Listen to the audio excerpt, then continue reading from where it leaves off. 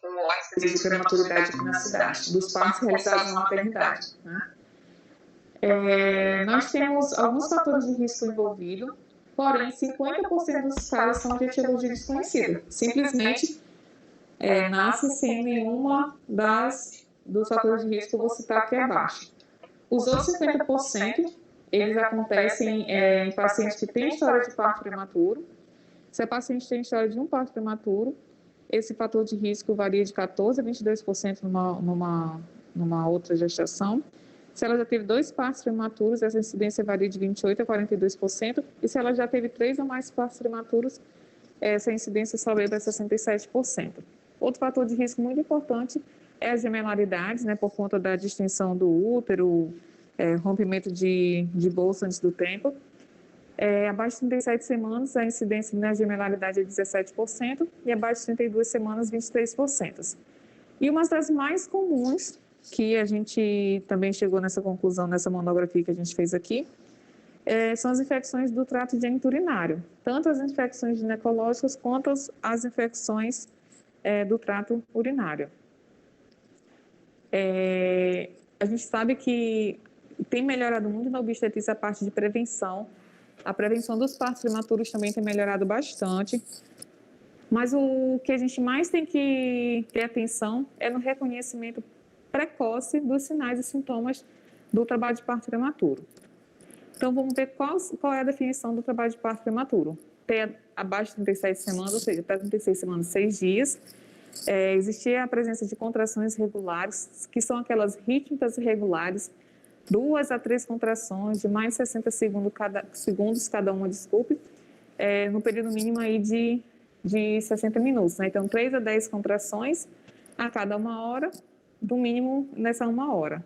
Associado a alteração de colo uterino, que pode ser a dilatação acima de 1 centímetro, ou seja, 2 a 3 centímetros, menor que 4, a questão é o trabalho de parto propriamente dito, e um esvaecimento cervical de maior que 80%. Então, olha só, não é um ou outro, são contrações e alterações de colo uterino. Isso faz muita diferença na hora do diagnóstico, porque existem aquelas contrações uterinas de Braxton Hicks, são aquelas de treinamento, mas essas contrações não levam à alteração do colo uterino. Então, tem que ter as duas coisas para poder a gente fechar o diagnóstico e fazer o tratamento. A gente também tem alguns indicadores preditivos realizados através de ultrassonografia. Obrigatório, né, na ultrassonografia morfológica segundo trimestre, a medida do colo uterino via vaginal. Nas pacientes assintomáticas, as pacientes com colo menor que 25 milímetros, elas têm indicação de usar ultragestan até o final da gravidez como forma de prevenir o parto prematuro. E nas sintomáticas, a gente considera que algumas literaturas falam 20, outras falam 15 milímetros. Essas pacientes sintomáticas também vale a pena usar ultragestan. Quando a paciente tem um afunilamento do colo, que é um colo já meio em forma de funil, em V, ou quando tem ausência do eco glandular endocervical. São parâmetros ultrassonográficos que, quando o especialista vai fazer o ultrassom morfológico segundo trimestre, ele avalia via ultrassom e coloca no laudo para poder a gente atentar.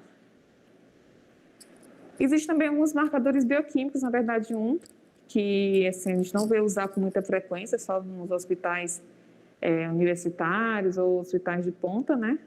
Que seria a presença de fibronectina fetal na vagina. Ele tem um elevado valor preditivo negativo. A fibronectina fetal é uma glicoproteína produzida pelo trofoblasto.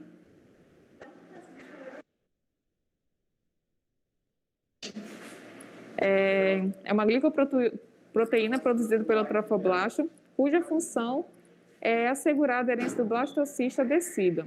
Ela está presente sempre na primeira metade da gestação e depois de 35 semanas, porque é quando começa a ter liberação, né? Começa a trabalhar o colo, as contrações, então pode começar a aparecer. Então, não é comum a gente ter a fibronectina fetal entre 22 semanas, entre 22 e 35 semanas, tá? Por conta dessa questão da fusão do âmnio com o córeo. E o critério clínico, né? Que seria as contrações uterinas regulares e persistentes, a dilatação cervical e esvaecimento cervical. De exames complementares, a gente pode usar a ultrassonografia obstétrica para avaliar líquido, avaliação da vitalidade fetal, a cardiotocografia, investigar infecção do gênito urinário, né, se ela não tiver queixa urinária, e se ela não também tiver queixa de secreção vaginal patológica, e alguns serviços colhem já na emergência, na entrada, a cultura perineal para estreptococcus do grupo B, que é a principal causa de sepsis neonatal. E também dos óbitos, né, dos neonatos. E então a gente tenta aqui na parte de tratamento. O principal objetivo do tratamento do trabalho de parto prematuro é inibir as contrações, para poder a gente ter tempo hábil para fazer o corticoide, a gente vai comentar um pouquinho mais à frente sobre isso, e para isso a gente usa procólise, que é para inibir as contrações. Então, essas medicações elas vão inibir as contrações uterinas por um tempo determinado, realmente para fazer a corticoterapia antinatal, para reduzir o risco de síndrome de desconforto respiratório, hemorragia cerebral, enterocolite necrotizante e a morte neonatal em consequência de todos os fatores citados acima. Além dessa indicação da tocólise para inibir as contrações e fazer o corticoide, a gente também pode abrir mão de usar o tocolítico para fazer transferência da gestante para uma maternidade de alto risco. Por exemplo, está lá em Rorainópolis, é uma paciente que está em trabalho de parto prematuro, lá não tem UTI neonatal e precisa transferir ela para Boa Vista. Essa paciente ela pode vir fazendo a tocólise até chegar na maternidade, lembrando também de fazer o corticoide, porque quanto antes a gente fizer, melhor, e dá tempo dela chegar aqui numa unidade de maternidade de alto risco para poder fazer o atendimento da mãe e do bebê. As indicações seriam o trabalho de parto em fase latente, né, trabalho de parto prematuro, principalmente prematuro. O esvaecimento ou dilatação não pode ser pronunciado, ela não pode ter mais que 4 centímetros de dilatação. E a idade gestacional é entre 24 e 34 semanas. Em relação à idade gestacional, algumas literaturas trazem 22, outras 26 semanas. Mas, de uma forma geral, a gente usa de 24 a 34 semanas, né? Depois disso, não vale a pena, porque o bebê, teoricamente, já está bem mais maduro do que 34 semanas, o risco-benefício não compensa. E abaixo disso é muito complicado, porque as UTIs nem sempre têm condições de receber o bebê entre 20 e 23 semanas. As contraindicações seriam morte fetal, não tem por que inibir, sofrimento fetal também não tem por que inibir, ele está em risco iminente de morte, malformações fetais, restrição do crescimento intrauterino, aminorexia, porque pode favorecer a infecção, né, piorar a infecção, a coriamnianite, pelo mesmo motivo. O descolamento prematuro de placenta, não faz sentido a gente inibir um bebê com DPT. A placenta prévia, a gente também não faz tocólise, porque também põe em risco a vida do bebê. A esteroides hipertensivas, realmente só se tiver uma indicação de... porque se ela está, por exemplo, ela está com a esteroide hipertensiva descontrolada, a gente tem que controlar a paciente e avaliar o parto, né, dependendo das condições da vitalidade fetal desse bebê. Diabetes gestacional instável, o corticoide em si, ele piora muito os níveis glicêmicos da paciente pelo uso do corticoide. As cardiopatias fetais, ou maternas, né? Dependendo da situação, os hipertiroidismos não compensados e anemia falciforme. Os uterolíticos, eles são muito eficazes, pois diminuem muito a taxa de prematuridade e diminui a taxa de morbidade e mortalidade neonatal. E a gente tem, quando a gente vai escolher uma droga, a gente tem que escolher aquela droga mais segura para a mãe, para o feto e para o recém-nascido. A gente tem 5 classes de uterolíticos utilizados.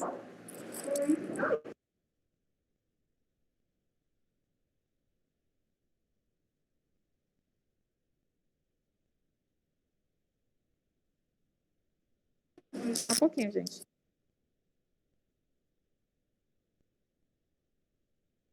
Tem 5 classes de medicações, eu vou comentar mais sobre cada uma delas. Seria agonista beta-adrenérgico, bloqueadores de canal de cálcio, inibidores da síntese das prostaglandinas, sulfato de magnésio e antagonista do receptor de ocitocina. Eu vou comentar cada uma delas.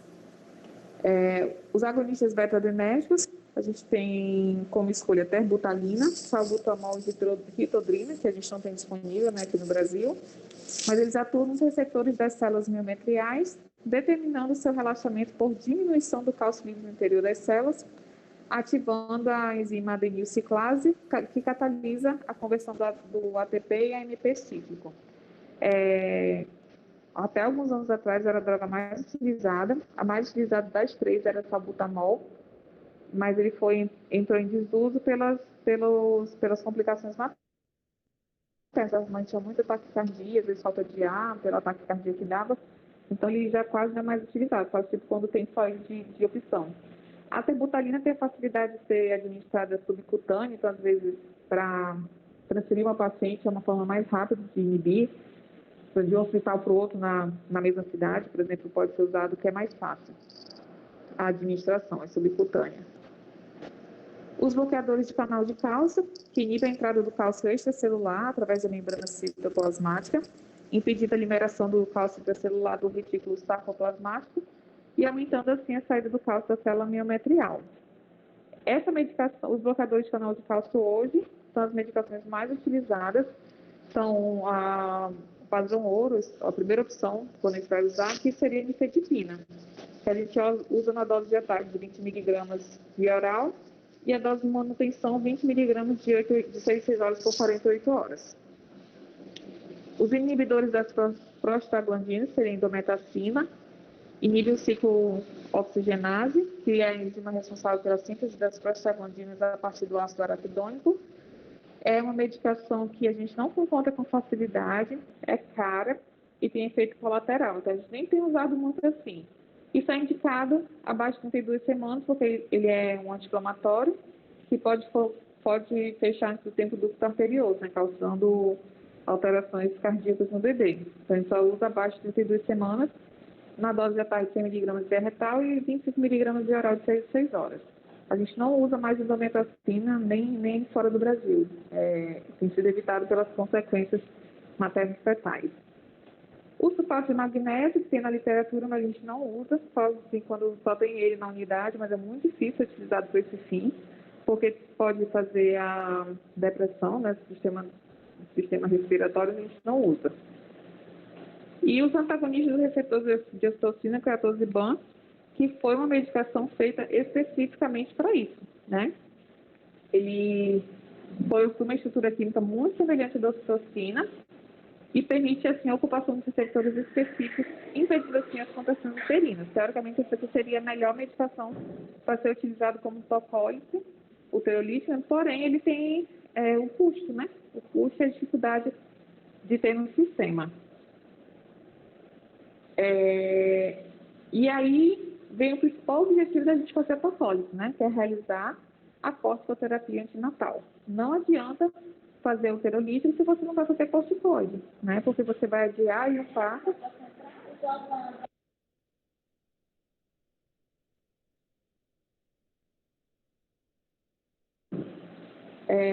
Ele é indicado exclusivamente para os pacientes com risco de parto prematuro, entre 24 e 34 semanas. Não deve ser feito para qualquer paciente, teoricamente exclusivamente para aquelas pacientes que têm o risco do bebê nascer antes do tempo, ou em trabalho de parto prematuro, as pacientes hipertensas, as pacientes com trombofilias que têm o risco do bebê nascer antes do tempo, tá? Ele é recomendado para acelerar a maturidade pulmonar fetal e reduzir a incidência da hemorragia cerebral e a enterocolite necrotizante. Então, a medicação da prematuridade é o corticoide, e lembrar que a gente só pode fazer o corticoide com o tocolítico, né, na situação de trabalho de parto prematuro. A gente tem 2 esquemas que podem ser feitos, o esquema de... Não entendi, professor. Falou. Onde? Só pode fazer o corticoide com o quê? Quando a gente tem o trabalho de parto prematuro, né? O tocolítico poderia ser feito junto com o corticoide, só o tocolítico não faz sentido. Ah, tá, entendi. Porque o objetivo é fazer o tocolítico para poder fazer o corticoide, né? A gente tem 2 esquemas, que é o esquema de Bings e Howe, que seria betametasona de 12 mg de IM uma vez ao dia, né? Dose de 1 a 24 horas. Ou a dexametasona, que seria o esquema de Morales, que é a dexametasona de 6 mg de IM de 12 horas também por 48 horas. A gente não pode esquecer da neuroproteção fetal, que é uma coisa também muito importante, que a gente tem que lembrar nos prematuros, para diminuir o chances de hemorragia, né, intracraniana, em todas aquelas pacientes com idade gestacional menores ou iguais a 31 semanas e 6 dias, iminente parto prematuro, com trabalho de parto ativo, ou seja, mais que 4 centímetros, bolsa rota, trabalho de parto ativo ou parto programado por indicação materno-fetal. A dose de escolha para a neuroproteção fetal seria o sulfato de magnésio, 4 gramas EV em 30 minutos, e a manutenção de 1 grama por hora até o nascimento do bebê. E lembrar sempre, gente, da vitalidade, viabilidade e dia de parto. A vitalidade fetal, a gente pode fazer uma cardiografia intraparto, o perfil biofísico fetal dou para velocimetria. O que isso quer dizer, né? A gente tem que lembrar que a gente tem que, o objetivo da obstetrícia, do pré-natal, a gente pegar mãe e bebê bem para a família, né? Então, assim, quando for pensar em interromper uma gravidez, avaliar a viabilidade. Esse bebê é viável para a UTI vai conseguir dar um suporte para ela. Então, assim, melhor incubadora para o bebê ainda é a barriga da mamãe, né? A partir do momento que a vida intrauterina se torna muito mais arriscada do que a extrauterina, a gente interrompe. Se não, né, a gente tenta manter o máximo possível, porque também tem muita prematuridade atrogênica, né? Os partos realizados dentro do tempo sem indicação absoluta, né? Então, isso também infelizmente, ainda é uma realidade na obstetrícia. A prematuridade extrema, quando a gente fala de viabilidade, são aqueles partos realizados entre 20 e 27 semanas, né? A moderada seria de 28 a 31 semanas, e a prematuridade leve entre 32 e 36 semanas. O mais preocupante são as prematuridades extremas e as moderadas, né? Porque os bebês são muito pequenininhos, ficam mais tempo na UTI. Você sabe que a UTI tem as complicações, né? Infecção, aspiração, enfim, tem as complicações das pessoas que ficam na UTI, que os recém-nascidos também estão expostos a isso. E a via de parto? A via de parto, ela é uma conduta obstétrica, né? Lembrar que tem que minimizar os riscos para o bebê. Deve ser considerada a idade gestacional, o peso estimado do feto, a apresentação, as condições do colo uterino, a integridade das membranas ovulares, a possibilidade de monitorização fetal, por exemplo, no parto vaginal, e principalmente a equipe da experiência, a experiência da equipe, e quando a gente fala equipe, a gente fala dos obstetras e da neonatologia.